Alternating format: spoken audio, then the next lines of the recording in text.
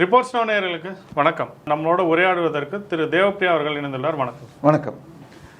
இப்போ அதிமுகலேருந்து திமுக நிறைய அமைச்சர்கள் வந்திருக்காங்க. முத வந்தது அப்படி யாருன்னு பார்த்தீங்கன்னா ஏவா வேலு அவர்கள் தான். அவர் வந்து 1984 எம்ஜிஆர் காலத்திலே தண்டராம்பேட் அப்படின்னு திருவண்ணாமலை மாவட்டத்துக்குள்ள இருக்க ஒரு தொகுதியில் வந்து எம்எல்ஏ ஜெயிக்கிறாரு. அதுக்கு பின்னாடி ஜா அப்படின்னு ரெண்டாக பிரியும் போது அவர் ஜா பக்கம் போயிடுறாரு. ஸோ அங்கே வந்து ஜெயலலிதாவுக்கு அவருக்கும் ஒரு மனக்கசப்பு அப்படின்றது ஏற்பட்டு பின்னாடி திமுகவில் வந்து சேர்றாரு. 2001 அவருக்கு தண்டராம்பேட்டு தொகுதியிலே திருப்பி எம்எல்ஏ ஆகிறதுக்கான வாய்ப்பை திமுக தருது. 2001, 2006 தண்டராம்பேட்டில் எம்எல்ஏவாக ஜெயிக்கிறாரு. அதுக்கப்புறம் அந்த தொகுதி மறைவு பண்ணுறாங்க. ஸோ அப்போ தண்டராம்பேட்டுன்ற தொகுதியே இல்லாமல் போக திருவண்ணாமலை மாவட்டத்தில் அவர் திருப்பி எம்எல்ஏவாக நிற்கிறார். 2011 ரொம்ப கஷ்டமான காலகட்டம். 24 பேர் தான் ஜெயிச்சிருந்தாங்க. அப்போவே அவர் வந்து எம்எல்ஏவாக ஜெயிச்சிருக்காரு. ரொம்ப சொற்பமான நபர்லேயே எம்எல்ஏவாக ஜெயிச்ச நபரில் இவரும் ஒருத்தர். 2011, 16, 21 இவர் வந்து தொடர்ந்து அமைச்சர்களாக இருந்திருக்காரு. இப்போ பிடபிள்யூ டிபார்ட்மெண்ட்டோடைய மினிஸ்டராகவும் இருக்கார். ஸோ இவர் மேலே என்னென்ன கேஸுகள் இருக்குது அப்படின்றத பற்றி நீங்கள் இல்லை, கேஸுங்கிறத விட இவர் மீது வருமானத்துக்கு அதிகமான சொத்து சேர்த்துருக்காருங்கிறது ஓப்பனாகவே தெரியும். திருவண்ணாமலையில் கம்பன் இன்ஸ்டிடியூஷன் சொல்லி இவருடைய மகன் நடத்திட்டு இருக்கான். இப்போ சிபிஎஸ்சி பள்ளியில் ஆரம்பித்து இது வரைக்கும் வச்சுருக்கார். அருணை இன்ஜினியரிங் காலேஜ், அருணை மெடிக்கல் காலேஜ் வரைக்கும் இப்போ வாங்கியிருக்கார். ஸோ அந்த சொத்துக்களின் இன்றைய மதிப்பு போட்டாலே சில 1000 கோடிகளுக்கு வரும். ஒரு காலேஜின்னு போட்டால் 1 லட்சம் சதுர அடி கட்டணும். குறைஞ்சபட்சம் 25லேருந்து 50 ஏக்கர் நிலம். அதில் நீர்நிலைகளை ஆக்கிரமி கல்லூரிகளை கட்டியிருக்கிறார் என்று பிஜேபி சங்கர் வழக்கும் நிலுவையிலேயே இருக்கிறது. இதை தாண்டி திருவண்ணாமலை முழுக்க தன் கையில் எடுத்துட்டு இருக்கார். இந்த தேர்தலை 26 தேர்தலை திமுக 8 தொகுதி பொறுப்பாளர்கள்னு ஒரு 40 தொகுதிக்கு ஒரு பொறுப்பாளர் என்று போட்டதில் இவர் முக்கியமானவர். அவர்கள் பொறுப்பாளர்னா வெற்றி பெற வைப்பதை விடவும் பணம் கொடுப்பதிலும் ஏடிஎம்மாக திமுகவுக்கு இருப்பதில் இவர் முக்கியம். அடுத்தது நம்ம யாரை பற்றி பார்க்க போறோம்னா கேகேஎஸ்ஆர் ராமச்சந்திரன் அவர்கள் சொல்லலாம். இது வந்து எம்ஜிஆருடைய போர் தளபதிகளில் ஒருத்தராக இருந்தார். 1980, 84, அதுக்கப்புறம் 89 இவர் வந்து எம்எல்ஏவாக இருந்திருக்காரு. 89 ஜானியா பிரியும் போது இவர் ஜெயலலிதா அவர்கள் கூடவே இருந்திருக்காரு. 96 தோத்து போயிடுறாரு. அப்போது இவருக்கு பெரிய முக்கியத்துவம் கிடைக்காம திமுகவில் வந்து இணைகிறார். 2001 தோல்வி அடைஞ்சாலும் 2006 மீண்டும் வெற்றி பெறாரு. 2011 தோல்வி அடைஞ்சாலும் 2016 ஜெயிச்சிடறாரு. இப்போ அமைச்சராக இருக்கிறாரு. இவர் மேலே நிறைய இடி கேசஸ் இருக்குது. அதை பற்றி சொல்லுங்கள். இல்லை, இடி கேஸில் அசட் கேஸில் இவர் என்ன பண்ணார்னா, முதலில் இந்த விழுப்புரத்தில் முதல் கேஸ் வந்தது. அதாவது பொன்முடி அவர்கள் வந்து ஒரு வழக்கறிஞர் ஒரு விதமாக வழக்கை கொண்டு சேர்த்து, அதாவது அக்ரிகல்ச்சர் இன்கம் சொல்லப்பட்ட வருமானத்துக்கு வெறும் அக்ரிகல்ச்சர்லேருந்து வந்த மாதிரி கணக்கு காட்டி அதை ஒரு நீதிபதி, கீழ் நீதிமன்ற நீதிபதி ஏற்றுக்கொள்ள அவருடைய வழக்கு தள்ளுபடி செய்யப்பட்டது. அதே ஜட்ஜ்மெண்ட்டை எடுத்து அதே மாதிரி ப்ரெசென்ட் பண்ணி சாத்தூரில் விருதுநகர் மாவட்டத்திலும் இவரும் தற்போதைய நிதியமைச்சர் தங்கம் தென்னரசும் வருமானத்துக்கு அதிகமாக சொத்து சேர்த்த வழக்கில் விடுதலை செய்யப்பட்டார்கள். அந்த 3 தீர்ப்பையும் எடுத்து பார்த்த உயர்நீதிமன்றத்தில், அதாவது உயர்நீதிமன்றத்தில் ஒரு நீதிபதிக்கு வந்து ஸ்பெசிஃபிக்காக ஒரு பெஞ்ச் வரும். அவர் எம்பி எம்எல்ஏ வழக்குகளை பார்ப்பார். அந்த 3 மாதத்திற்கு நீதிபதி ஆனந்த் வெங்கடேஷ் வந்தப்போ இதை படிச்சுட்டு எப்படி ஒரே மாதிரி 3 தீர்ப்புகள் கொடுக்க முடியும், இது சொல்லி வச்சு பிளான் பண்ணியிருக்கு. அது மட்டும் இல்லை, இந்த கேஸ்களில் எப்படின்னா அதே இன்வெஸ்டிகேட்டிங் ஆஃபீஸர் உங்களுக்கு போன முறை இவர் மீது சார்ஜ் இருக்குது கண்டினியூ பண்ணணுன்னவர் இப்போ வந்து கோர்ட்டில் மாற்றி எடுத்திருக்கார். இது திட்டமிட்டு திமுக காரர்களை வாஷிங் மிஷினில் போட்டு க்ளீன் பண்ணி பண்ணுற வழி எஃப்ஐஆரை க்ளோஸ் பண்ணுறதுக்கு அப்படின்னு சொல்லி இதை சுயமோட்டாவாக ரெஸ்டோர் பண்ணார். அதை உச்சநீதிமன்றத்தின் தலைமை நீதிபதியும் வரவேற்றார். ஆனால் இப்போ ஸ்டே வாங்கி வச்சுருக்காங்க. இவர் ரெட்டியார் சமூகத்தை சேர்ந்தவர். நேருவோடு சேர்ந்து ஒரு மீட்டிங்கில் நீங்கள்லாம் படிச்சுட்டு வாங்க, சட்டத்திற்கு விரோதமாக உங்களை பிசியில் சேர்த்து அரசு வேலையில் நான் சேர்ப்பேன் என்று பேசிய வீடியோக்களும் இருக்குது. ரொம்பவும் தொடுக்கானவர். வந்து பலம் வாய்ந்த அமைச்சராக இன்னும் வலம் வந்துட்டு இருக்கார். அடுத்த அமைச்சர் யாருன்னு பார்த்தீங்கன்னா இப்போ தமிழகத்துடைய சட்டத்துறை அமைச்சர் திரு ரகுபதி அவர்கள். இவர் வந்து 91 அதிமுகவில் எம்எல்ஏ ஆனார். அப்போ ஒரு மினிஸ்டராகவும் இருந்தார். பின்னாடி 96 இவர் வந்து தோற்று போயிடுறாரு. அவருக்கு பெரிய முக்கியத்துவம் அப்படின்றது கிடைக்காம போயிடுது. அதுக்கப்புறம் 2000 திமுகவில் போய் அவர் வந்து உறுப்பினராக சேர்றார். பின்னாடி வந்து பின்னாடி வந்து பாராளுமன்றத்தில் ஜெயித்தாலும் மறுபடியும் சட்டசபைக்கே அவர் வந்து போட்டி போடுறார். விஜயபாஸ்கரை எடுத்து 2011 போட்டிட்டு தோல்வி அடைகிறார். பின்னாடி திருமயத்திலே போய் அவர் நிற்கிறார். 2014 ஜெயிச்சிருக்காரு. 2021 அவர் வந்து ஜெயிச்சு வந்திருக்காரு. இப்போது சட்டத்துறை அமைச்சராக இருக்கார். திருப்பரங்குன்ற பிரச்சனைகள் கூட பணத்தை சுடுகாட்டில் தான் புதைப்பாங்க, மற்ற இடத்துல புதைக்க முடியுமா, விளக்கை இங்கே ஏற்றணும்னா அங்கே தான் ஏற்றணும் அப்படின்னு சொல்லி ரொம்ப காட்டமான பதில்களை சொன்னார். இவர் மேலே என்னென்ன வழக்குகள்லாம் இருக்குது? இல்லை, இவர் வந்து 2 காலேஜ் அங்கே கட்டி வச்சிருக்கார். தொகுதிக்கு அதிகமாக செய்ததில்லை. இவர் 2011 33,000 ஓட்டுகளில் திருமயத்தில் தோற்றார். அதே வேட்பாளர் மீண்டும் நின்றாலும் 2016 2021 வெறும் 1700 மற்றும் 700 ஓட்டில் தோற்றிருக்காரு. இவரை எதிர்த்து தோற்ற வேட்பாளரை கூட மீண்டும் ஹவுசிங் போர்டில் ஜெயலலிதா மேடம் போட்டாங்க. இவர் வந்து தனிப்பட்ட வழியில் பெரிய வழக்குகள் இவர் மேலில் கிடையாது. பட் தொகுதியை பொறுத்த வரைக்கும் இவருக்கு நல்ல பெயர் கிடையாது. திருப்பரங்குன்றத்தில் முதல்ல அதை சொன்னார்னா, அடுத்ததாக மீண்டும் என்ன சொன்னார், எதுக்காக நீங்கள் வந்து ஹைகோர்ட் தீர்ப்பு கொடுத்த பிறகு ஏன் ஏற்றலைன்னு கேட்ட பொழுது, ஒரு தடவை ஏற்ற விட்டா வருஷம் வருஷம் கேட்பீங்கன்னார். அதாவது இவர் இது ஸ்டாலினையும் ராமரையும் இணைத்தெல்லாம் ஒரு முறை பேசியிருப்பார். பதவியில் ஒட்டி கொள்வதற்காக எந்த அளவிற்கும் இறங்கி பேசி தன்னை காப்பாற்றி வருகிறார். இப்பொழுது திருமயத்திலும் இவர் வெற்றி பெறுவது கடினம் என்பதாக நிலைமை தெரிவதாக சொல்லப்படுகிறது. அடுத்து 3 பேருமே ரொம்ப முக்கியமானவங்க. இவங்க தான் தமிழகத்தின் பிரபலமான கேஸ்கள் கொண்ட அமைச்சர்கள்னு சொல்லலாம். முதல்ல இருக்கவர் வந்து திருச்செந்தூரை சார்ந்த அனிதா ராதாகிருஷ்ணன். 2001 2006 அதிமுகவில் இருந்து எம்எல்ஏ இருக்கார் திருச்செந்தூரில். அப்புறம் 2010 ஜெயலலிதா மேலே அவருக்கும் ஜெயலலிதாவுக்கும் ஒரு கருத்து முரண்பாடு வந்து அதிமுக விட்டு வெளியில் வராரு. திருச்செந்தூரில் பை எலெக்ஷன்லேயே நின்று ஜெயிக்கிறார்.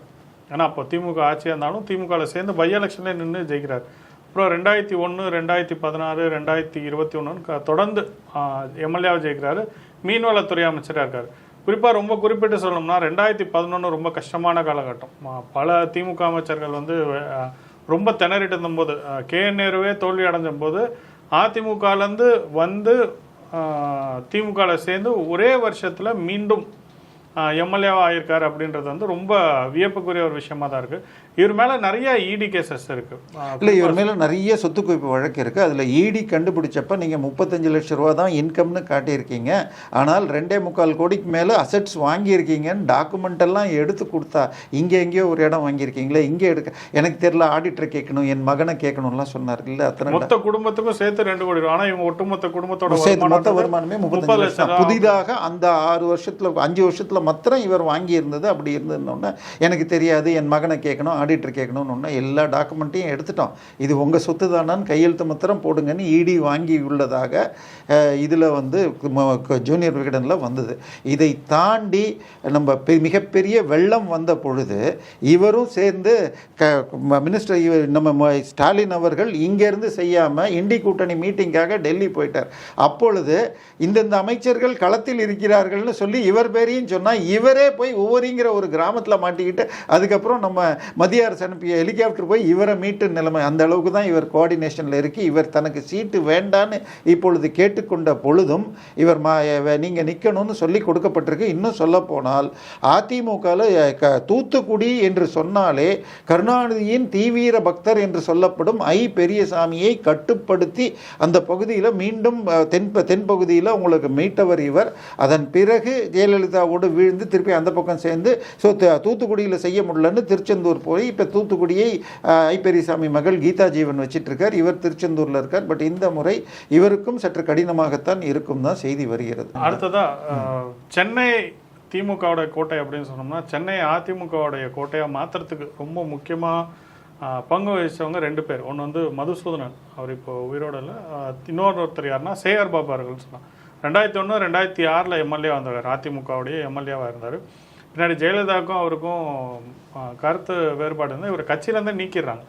அதுக்கப்புறம் அவர் வந்து 2011 திமுகவுடைய சார்பாக திமுகலேருந்து போட்டி போடுறாரு. ஆனால் 2014 தோற்று போயிடுறாரு. ஏன்னா நிறைய பேர் தோற்று போயிருந்தால ஜெயலலிதா அவர்கள் சென்னையை கைப்பற்றணும் அப்படின்னு சொல்லி ரொம்ப முனைப்போட அந்த தேர்தல் அணுகுனதில் 2011 இவர் சேகர்பாபு அவர்கள் தோல்வி அடைஞ்சார். அனிதா ராதாகிருஷ்ணன் மாதிரி ஜெயிக்கல, இவர் வந்து தோல்வி அடைஞ்சார்.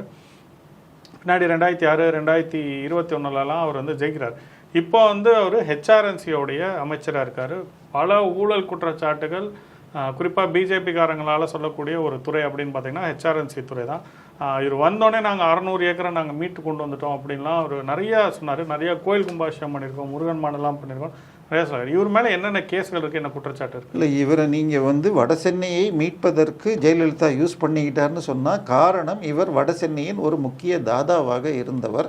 வட சென்னையில் மிகப்பெரிய அளவில் கேஷ் டிரான்சாக்ஷன் நடக்கும். ஒரு பக்கம் இருக்கிறது இது உங்களுக்கு போர்ட் இருக்கிறதுனால நடக்கிறது, ரெண்டாவது அங்கே ஸ்கிராப் பிஸ்னஸ் அதெல்லாம் இருக்கும். இதை தாண்டி இந்து அறநிலைத்துறையினால் சொல்ல ஆரம்பித்தா கணக்கில் போகும். பட் 5000 கோயில்கள் கும்பாபிஷேகம் பண்ணியிருக்கேன்னு சொல்கிறாங்க. எனக்கு அதுக்கு வேற ஒன்றும் வேணாங்க, எனக்கு ஒரு கோயிலுக்கும் என்ன செலவு பண்ணீங்கன்னு சொல்லிட்டு கரெக்டான ஆடிட்டு கொடுக்குறீங்களா? ஏன்னா நீங்கள் முதல் வருடம் இந்த ஆட்சி வந்த உடனே அத்தனை ஆடிட்டும் ஆன்லைனில் ஏற்றுவோம் நாங்கள். இப்போ கோர்ட்டில் கேட்டால் நாங்கள் வெறும் அதோடைய சினாப்சிஸ் கொடுப்போன்றீங்க. ஆனால் 20 லட்சம் ஆடிட் அப்ஜெக்ஷன்ஸ் பெண்டிங் இருக்குது, கரெக்ட் பண்ண வேண்டியது. சமீபத்தில் ஒரு 15 நாள் முன்னாடி நடந்த சம்பவம் சுவாமி மலையில் லிஃப்ட் போட்டாங்க. எவ்வளோ? 2 லிஃப்ட், 13 பேர் போகிற லிஃப்ட். 2022 ப்ராஜெக்ட் முடிக்கிறதுக்கு 26, செலவு 3.5 கோடின்னாங்க. முதல் நாள் ஓப்பன் பண்ண அன்றைக்கே ப்ராப்ளம் வந்து இவர் மாட்டிக்கிட்டு அந்த லிஃப்ட் ஆப்ரேட்டரை யாரையும் அடித்த வீடியோ தான் வைரல் ஆகி வெளில வந்தது. 13 பேர் கொண்ட லிஃப்ட் போடுறதுக்கு 25 லட்ச ரூபா ஆகும், 3.5 கோடின்னு பண்ணியிருக்காங்க. இது மாதிரி ஒரு ப்ராஜெக்ட்லேயும் ஹைகோர்ட் கோயில் காசு என்பது செக்யூலர் நிதி அல்ல, அது கோயில் பர்பஸுக்கு மாத்திரம் பண்ணணும்னு வந்த தீர்ப்பு வந்த பிறகும் கோயில் காசில் திருமணம் கட்டுறது, திருமண மண்டபம் கட்டுறது, காலேஜ் கட்டுறது, ஷாப்பிங் காம்ப்ளெக்ஸ் கட்டுறது, முதியோர் இல்லை, இது ஒன்னொன்றுக்கும் தனித்தனியாக என்னுடைய நண்பர்கள் போய் வழக்கு போட்டு ஸ்டே வாங்கியிருக்காங்க. ஆனாலும் 2000 டெண்டருக்கு மேலே இந்த கடந்த 6 மாதத்தில் கொடுத்து பெரும்பாலான இப்போ ஸ்டேயில் இருக்குது. இவருடைய இன்னொரு பிரிவு சென்னை கார்பரேஷன் சிஎம்டிஏ இவர் கீழே வருது. அதில் சமீபத்தில் உங்களுக்கு பள்ளிக்கரணையில் மார்ச் லேண்டில் இவர் 20 மாடி அப்ரூவல் கொடுத்தார் என்று அது ஸ்டேயில் இருக்குது. ஸோ அது வந்து கொடுத்திருந்தால் அந்த பில்டிங் உடைஞ்சிருந்தால் என்ன ஆயிருக்கும்? ரிசர்வ் ஃபாரஸ்ட்டில் வருது, வாட்டர் பாடியில் வருது, சிஆர்செட்லையும் வரும். ஸோ இவர் துறையை அவ்வளவு அப்யூஸ் பண்ணியிருக்காருன்னா அவ்வளவு அப்யூஸ் பண்ணியிருக்கிறார். பட் இவர் நல்ல கம்ஃபர்டபுளாக இருக்கிறார். பட் இவரை எதிர்த்து இந்த தேர்தலில் ராயபுரம் மனோ என்று உள்ளூர் செல்வாக்கு இருக்கவரையும் போட்டிருக்காங்கிறதுனால இவரும் சிக்கலை சந்திப்பார் என்று எதிர்பார்க்கலாம். அடுத்ததாக பார்க்க போகிறது வந்து ஸ்டார் அப்படின்னா இவர் தான், திமுகவுடைய ஸ்டார் அப்படின்னு நம்ம வந்து இவர் தான் சொல்லலாம். ஸ்டாலின், உதயநிதி அவர்களுக்கு அடுத்தபடியாக திமுகவுடைய பெரிய ஸ்டார் அப்படின்னா நம்ம செந்தில் பாலாஜி அவர்கள் சொல்லலாம்.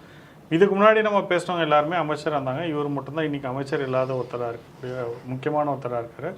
2010 அதிமுகவில் சேர்ந்த ஒரே வருஷத்தில் இவருக்கு வந்து எம்எல்ஏ சீட்டு கொடுத்துறாங்க. 11 எம்எல்ஏ ஆகிறாரு, 16 எம்எல்ஏ ஆகிடுறாரு. அதுக்கப்புறம் என்ன ஆகுதுன்னா, ஜெயலலிதா மறைவுக்கு பிறகு இவர் தினகரனில் போய் சேர்றாரு. அந்த 18 பேரை வந்து தகுதி நீக்கம் பண்ணதில் இவரும் ஒருத்தர். இடைத்தேர்தலில் நின்று ஜெயிக்கவும் செய்கிறார். திருப்பி அரவக்குறிச்சியில் நின்று ஜெயிக்கிறார். பின்னாடி அண்ணாமலை அந்த தொகுதியில் தான் நின்னார். அந்த அரவக்குறிச்சியில் நின்று இவர் தோல்வியும் அடைகிறார். பின்னாடி பார்த்தீங்கன்னா அவர் திமுகவில் போய் வந்து தஞ்சம் அடைகிறார். இங்கே அவருக்கு வந்து நிறைய ஏகபோக வரவேற்பு இருந்திருக்கு. இவருக்கு வந்து மின்சாரம் மற்றும் கலால் நம்ம மது ஒழிப்புத்துறையை வந்து இவருக்கு கொடுக்குறாங்க. இவர் மேலே ஏகப்பட்ட குற்றச்சாட்டு. முதல்வர் ஸ்டாலின் அவர்களே கரூரில் போய் பேசினது எல்லாத்துக்கும் ஞாபகம் இருக்கும். செந்தில் பாலாஜின்னு ஒருத்தர் இருக்கார், இவரை மாதிரி ஊழல் யார் பண்ணியிருப்பா அப்படின்னு முதலமைச்சர் ஸ்டாலினே சொன்னார். இந்த வாஷிங் மிஷினை திமுக பெயர் பெற்று கொடுத்ததே நம்ம வந்து செந்தில் பாலாஜி தான் சொல்லலாம். இவர் மேலே என்னென்ன இடி கேசஸ் இருக்குது? இல்லை, இவருடைய ஸ்பெஷாலிட்டி என்னன்னு சொன்னால், ஜெயலலிதா 2011 வரைக்கும் அவங்க வெறும் அறிக்கைகள் மட்டுமே கொடுத்துட்ருப்பாங்க. எலெக்ஷன் வரதுக்கு முன்னாடி மிகப்பெரிய அளவில் ஒரு 6 மீட்டிங் போட்டார். அந்த மீட்டிங்கை ஆர்கனைஸ் பண்ணதுக்கு இவருடைய கெப்பாசிட்டியை பார்த்து தான் இவருக்கு மிக முக்கியமான துறைகள் அவருக்கு கொடுக்கப்பட்டது.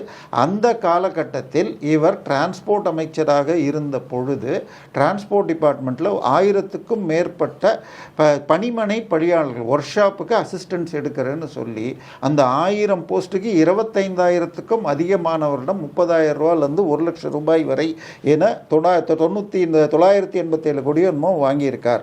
அதே மாதிரி ஜேஇஏன்னு சொல்லி 13 போஸ்ட்டுக்கு 100 பேர்கிட்ட 10 லட்சம் வாங்கியிருக்கார் என்று 1000 கோடிக்கு மேலே ஊழல் நடந்திருக்கிறது என்று வழக்கு ஸ்டாலினால் சொல்லப்பட்டு டிவிஎஸ்சி போய் ரெய்டு பண்ணி டிவிஎஸ்சியில் அவருடைய லேப்டாப்பில் கம்ப்யூட்டரில் இருந்து அந்த டிரான்ஸ்போர்ட் கம்பெனிகளுக்கு இந்தந்த நபர் கொடுத்து வேலை கொடுங்கன்னு சொல்லி பென்சிலில் பதிலை எழுதிட்டு காசு கொடுத்தவனுக்கு அப்புறம் பேப்பரில் இது மாற்றி கொடுத்தது மாதிரி இதெல்லாம் பண்ணி அத்தனை ப்ரூஃபும் எடுத்து பண்ணினால் இந்த ஆட்சி வந்த உடனே இவர் ஒரு ஸ்பெஷல் வேலை பண்ணார். என்னன்னா, நான் லஞ்சம் வாங்கினது உண்மை, ஆனால் திருப்பி கொடுத்துட்டேன் அப்படின்னு சொல்லிட்டு, அதாவது கடன் வாங்கினா திருப்பி கொடுத்துட்டேன்னு சொல்லி கேஸை க்ளோஸ் பண்ணலாம். அதுக்கு பேர் காம்பவுண்டிங்னு பேர்.